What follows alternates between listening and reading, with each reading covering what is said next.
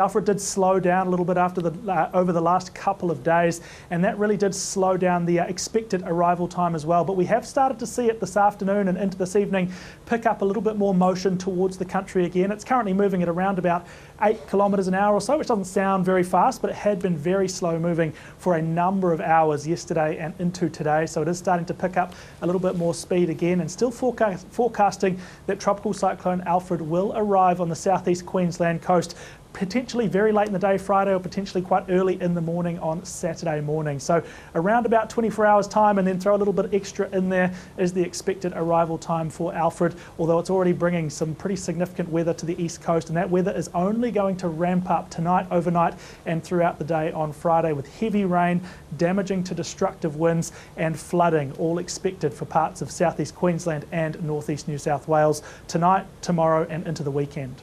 And how likely is it that when it crosses the Queensland coast, it will be downgraded to a Category 1 system? How do you predict its speed and movement? Yeah, look, it's a tricky one. Tropical cyclones are notoriously fickle when it comes to their exact path, their exact movement and their exact category number. Now, we're forecasting Alfred to stay as a Category 2 tropical cyclone through the next 24 hours. What often happens is they reach the coastline, and as soon as these tropical cyclones lose their connection to the very warm ocean, which is what fuels the systems, they quite quickly drop down the category numbers and they become tropical lows, or they're no longer tropical cyclones. But the category is only half the story. The category number with a tropical cyclone, Alfred a Category 2 at the moment, only tells us about the strength of the wind which whistle around the centre of the tropical cyclone. The category doesn't tell us anything about how much rain, how much flooding is expected, or the expected storm surge once it arrives on the coastline. So whether it's a Category 2 or a Category 1, by the time it actually reaches the coast, we know the significant impacts are going to be there. They'll be felt by many people across a large area of eastern Australia. So currently forecasting it to be a Category 2. It might become a Category 1 around that crossing time, but the number does not tell the whole story. Can you tell us a bit more about the rest of the story then, or what we can expect? Will most of the rain, will we see it before or after it makes landfall? What can you tell us about the areas that might be most impacted?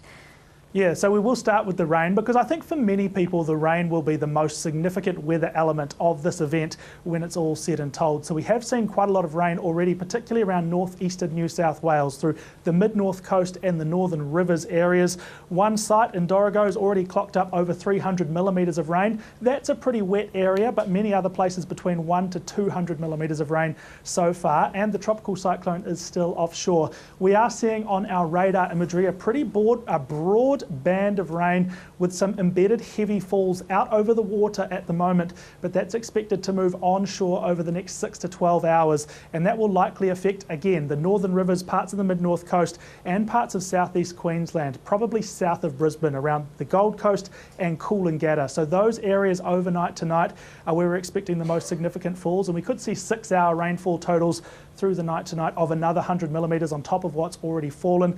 We are anticipating some rivers to go into major flooding tonight and tomorrow. Then more broadly speaking, through Friday and into the weekend, as the tropical cyclone moves onshore, it will bring a lot of rain to a larger area through southern and southeastern Queensland. So the warning that we have in place at the moment goes from Double Island Point, which is just north of Gympie, right down to somewhere around about Grafton in New South Wales. So pretty large area where heavy rain is expected, and that of course includes the Sunshine Coast, Brisbane, the Gold Coast, as well as the northern rivers and parts of the mid-north coast in New South Wales. So lots of people in the next 48 to 72 hours lining up for some very wet weather, and that is likely to lead to widespread flooding across eastern Australia.